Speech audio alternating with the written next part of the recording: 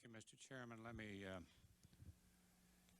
say, Warren, that your words of wisdom did not fall on deaf ears, at least in terms of the official report, which we hope doesn't simply collect dust.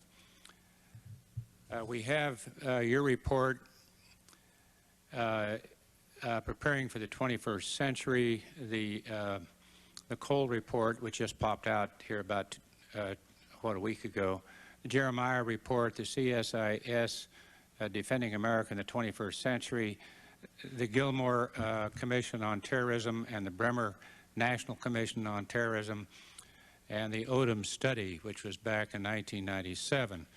I just tried to add up the similar recommendations by all of these commissions, and I think I have 95 recommendations. That's about right. And they were made in an early September closed hearing, part of this official record, so we do have a good foundation. One of the things that I'd like to ask you,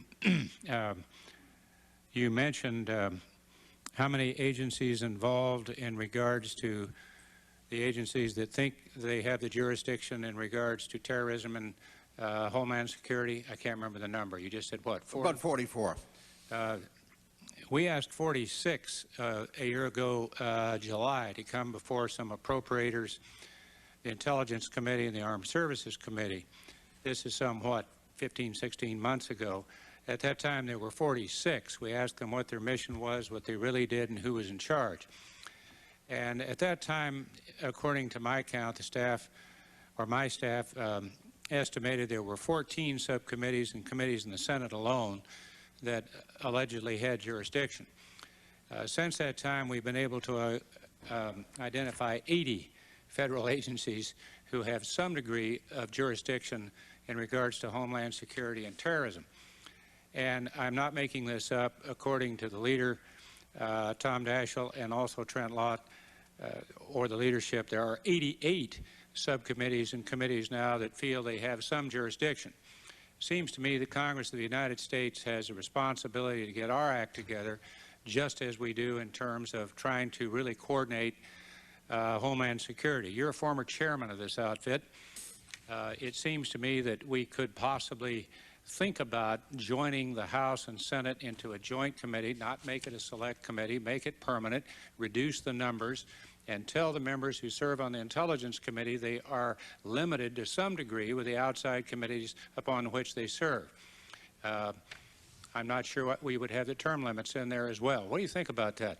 Well, Senator Roberts, let me tell you, if you turn to either Recommendation 49 or Recommendation 50 of the Hart-Rudman Commission, you will find your words are embodied into a recommendation.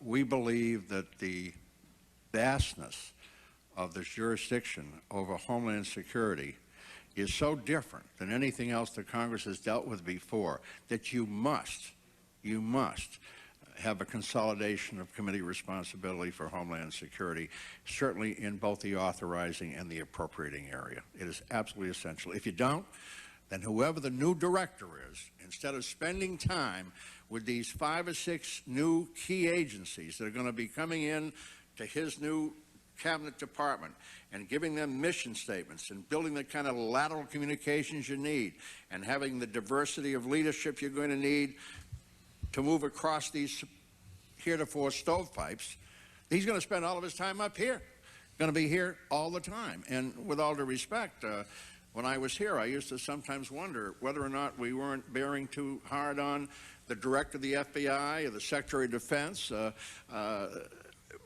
These people have to spend so much time up here. Well, a lot of it's necessary. After all, the oversight comes from the Congress, and I understand that. But in Homeland Security, unless you adopt some sort of a different plan with the House and the Senate either jointly or each having 1 or 2 committees, I frankly think you're going to really cause enormous problems, not only time problems, but frankly, there's going to be a difference of opinion amongst all these committees about how certain things ought to be done. So I would commend you look at our report, 49 or 50. It was a unanimous recommendation. I looked at the report and I introduced legislation, and it is collecting dust. We appreciate it. As a matter of fact, Senator Roberts, I would thank you. You were one member of Congress amongst 5 or 6 who came to the press conference in in January 2000, December, to when we announced that report.